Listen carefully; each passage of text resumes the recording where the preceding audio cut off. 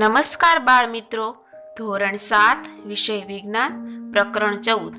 અગાઉના વિડીયોમાં આપણે વિદ્યુત પ્રવાહની ઉષ્મીય અસર વિશે માહિતી મેળવી. હવે જોઈએ આગળ પ્રવૃત્તિ 14.4. પ્રવૃત્તિ 14.3 માટે આપણે વાપરેલો પરિપથ ફરીથી બનાવો. જો કે તેમાં વિદ્યુત કોષના સ્થાને 4 વિદ્યુત કોષ ધરાવતી બેટરી ગોઠવો. વળી નિક્રોમના તાર સાથે સ્ટીલ વૂલનો પાતળો તાતણો બાંધો. સ્ટીલ વૂલનો ઉપયોગ વાસણોને સાફ કરવા માટે થાય છે, જે સામાન્ય રીતે કરિયાણાની દુકાનમાંથી મળી રહે છે. એટલે કે જે વાસણ સાફ કરવાનો જે તાર આવે છે તે સ્ટીલ વૂલ હોય છે. જો ઓરડામાં કોઈ પંખો ચાલુ હોય તો તેને બંધ કરી દો. હવે વિદ્યુત પરિપથમાં થોડા સમય પ્રવાહને વહેડાવો. સ્ટીલ વુડના તાતણાનું ધ્યાનથી નિરીક્ષણ કરો. શું થયું તેની નોંધ કરો. શું સ્ટીલ વુલનો તાતણો પીગળી ગયો કે તૂટી ગયો? તો તે પીગળી જાય છે અથવા તો તૂટી જશે. ખાસ પ્રકારની ધાતુમાંથી એવા તાર બનાવવામાં આવે છે કે જેઓ તેમાંથી મોટો વિદ્યુત પ્રવાહ પસાર થતા તરત જ પીગળીને તૂટી જાય છે. આવા તાર વિદ્યુતના ફ્યુઝ બનાવવા માટે વપરાય છે. એટલે કે જેવો વધારે કે મોટો વિદ્યુત પ્રવાહ પસાર થશે કે તરત જ તે પીગળી જાય, જેથી કરીને આગળ નુકસાન થઈ શકે નહીં.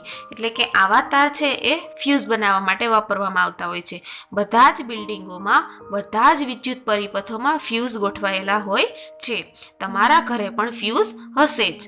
વિદ્યુતના પ્રવાહને વિદ્યુતના પરિપથમાં સલામતીપૂર્વક વહેડાવવા માટે મહત્તમ મર્યાદા હોય છે.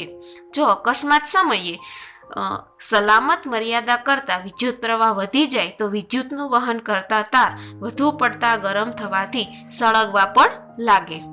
જો વિદ્યુત પરિપથમાં યોગ્ય ફ્યુઝ લગાવેલો હોય તો તે ઉડી જાય અને પરિપથમાં વિદ્યુત પ્રવાહ બંધ કરી દે છે. એટલે કે જો ફ્યુઝ ના હોય તો વિદ્યુત પ્રવાહ છે તેનું વહન છે એ કન્ટિન્યુ ચાલુ રહેશે. ને જો વિદ્યુત પ્રવાહનું વહન સલામતી કરતાં જો વધી જશે તો શોર્ટ સર્કિટ થવાની શક્યતા પણ રહેશે અને આગ પણ લાગી શકે છે. આથી ફ્યુઝ એક એવી સલામત રચના છે કે જે વિદ્યુતના પરિપથમાં થતા નુકસાન અને શક્ય એવી આગની ઘટનાને અટકાવે છે. એટલે કે દરેક ઘરમાં ફ્યુઝ રાખવામાં આવે છે તેનું મુખ્ય કારણ શું છે? તો કે નુકસાન થતું અટકી જાય છે અને તેના લીધે ઘણી વખત આગ પણ લાગી શકે તે પણ અટકી જાય છે. હવે જોઈએ આગળ જુદા જુદા હેતુઓ માટે જુદા જુદા પ્રકારના ફ્યુઝ વપરાય છે. આકૃતિ 14.4 આપણા ઘરમાં વપરાતા વિવિધ ફ્યુઝો દર્શાવે છે. આકૃતિ 14.4 દર્શાવેલા ફ્યુઝ એ વિદ્યુત ઉપકરણોમાં વપરાય છે. હવે જોઈએ સાવચેતી. વિદ્યુતની મેઇન લાઇનમાં રહેલા ફ્યુઝને જાતે તપાસવા માટે પ્રયત્ન કરવો જોઈએ નહીં. જો કે તમે વિદ્યુતના સાધનોને રિપેર કરતી દુકાનોમાં જઈને બળી ગયેલા ફ્યુઝ તથા નવા ફ્યુઝની સરખામણી કરો તો તે યોગ્ય છે. બાકી ડાયરેક્ટ ફ્યુઝને આપણે સ્પર્શ કરવો જોઈએ નહીં. વિદ્યુતના પરિપથમાં વધુ પડતો વિદ્યુત પ્રવાહ વહેવાનું એક કારણ વાહક તારોનો થતો સીધો પરસ્પર સંપર્ક પણ છે. જ્યારે વાયરો પર રહેતું અવાહક સ્તર ઘસારાને કારણે નીકળી જાય છે ત્યારે આવું બની શકે છે, જે શોર્ટ સર્કિટની ઘટનાને સર્જે છે. જ્યારે એક જ વિદ્યુતના સોકેટમાં ઘણા ઉપકરણો જોડવામાં આવે છે ત્યારે વિદ્યુત પ્રવાહ વધી જવા માટેનું બીજું કારણ બને છે, જે વિદ્યુત પરિપથમાં ઓવરલોડિંગ ઉત્પન્ન કરે છે. તમે ન્યૂઝપેપરમાં ઓવરલોડિંગ તથા શોર્ટ સર્કિટને કારણે આગ લાગવાના બનાવો તો વાંચ્યા જ હશે. ઘણા બધા એવા બનાવો નજીકના ભૂતકાળમાં બની ગયા છે જે તમે ન્યૂઝપેપરમાંથી મેળવી શકો છો. હાલના વખતમાં ફ્યુઝના સ્થાને મિનિએચર સર્કિટ બ્રેકર MCBSનો વપરાશ વધવા લાગ્યો છે.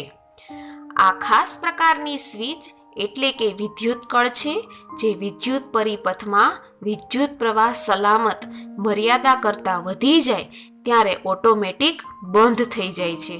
એટલે કે તમારા ઘરે જે મેઇન સ્વિચ હોય છે તે રોબોટ તરીકે આપણે તેને ઓળખીએ છીએ તેની વાત કરવામાં આવી છે. તમે તેને ઓન કરો ત્યારે ફરીથી વિદ્યુત પરિપથ પૂર્ણ થાય છે. MCB પર પણ ISIની નિશાની જોવી જરૂરી છે. હવે જોઈએ સાવચેતી. ISI માર્કાવાળા ચોક્કસ ઉપયોગ માટે ખાસ પ્રકારના બનાવેલા યોગ્ય ફ્યુઝનો જ ઉપયોગ કરવો જોઈએ. ફ્યુઝમાં ગમે તે તાર કે ધાતુની પટ્ટીનો ઉપયોગ ક્યારેય પણ કરશો નહીં. જુદા જુદા હેતુઓ માટે જુદા જુદા પ્રકારના ફ્યુઝ વપરાય છે. આકૃતિ 14.4 આપણા ઘરમાં વપરાતા ફ્યુઝને દર્શાવે છે. આકૃતિ 14.4માં દર્શાવેલ ફ્યુઝ એ વિદ્યુત ઉપકરણમાં વપરાય છે.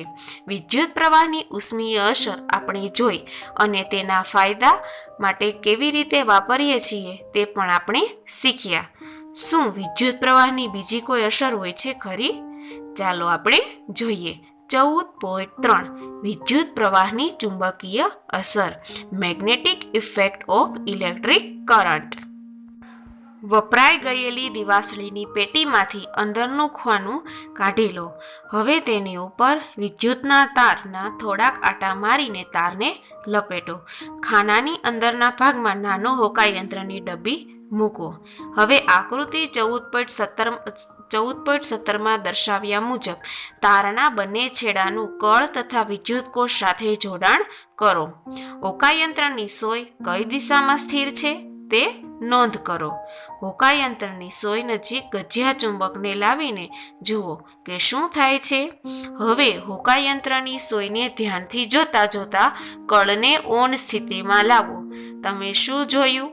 શું હોકાય યંત્રની સોયનું આવર્તન થયું? કળને ઓફ સ્થિતિમાં ખસેડો. શું હોકાય યંત્રની સોય તેના મૂળ સ્થિતિમાં આવી ગઈ? આ પ્રયોગનું ફરીથી પુનરાવર્તન કરો. આ પ્રયોગ શું દર્શાવે છે તે ચકાસો. આપણે જાણીએ છીએ કે હોકાય યંત્રની સોય પોતે એક નાનકડું ચુંબક છે જે ઉત્તર દક્ષિણ દિશા તરફ દર્શાવે છે. જ્યારે આપણે તેની નજીક ચુંબક લાવીએ છીએ ત્યારે તેની સોયનું આવર્તન થાય છે. આપણે એ પણ જોઈ ગયા કે જ્યારે નજીક રહેલા તારમાંથી વિદ્યુત પ્રવાહ પસાર થાય છે ત્યારે હોકાય યંત્રની સોય આવર્તન અનુભવે છે. તમે આ બંને અવલોકનોનો પરસ્પર સંબંધ જાણી શકો છો. જ્યારે તારમાંથી વિદ્યુત પ્રવાહ પસાર થાય છે ત્યારે તાર ચુંબક તરીકે વર્તે છે. ત્યારે તાર ચુંબક તરીકે વર્તશે. આ એવી વાત હતી કે જેથી હાર્ન ક્રિશ્ચન ઓસ્ટ્રેડ નામના વૈજ્ઞાનિકને પણ નવાઈ લાગી હતી. એક એવા પ્રથમ વ્યક્તિ હતા કે જેમણે નોંધ્યું કે જ્યારે તારમાંથી વિદ્યુત પ્રવાહ પસાર થાય છે ત્યારે પ્રત્યેક વખતે હોકાય યંત્રની સોય આવર્તન અનુભવે છે. આથી જ્યારે તારમાંથી વિદ્યુત પ્રવાહ પસાર થાય છે ત્યારે તે ચુંબક તરીકે વર્તે છે, જે વિદ્યુત પ્રવાહની ચુંબકીય અસર છે. વાસ્તવમાં ચુંબક બનાવવા માટે વિદ્યુત પ્રવાહનો ઉપયોગ થાય છે. શું તમને આ બધું આશ્ચર્યજનક લાગ્યું? તો ચાલો આપણે પણ પ્રયત્ન કરીએ. 14.4 વિદ્યુત ચુંબક, જે આના પછીના વિડીયોમાં આપણે શીખીશું. આભાર.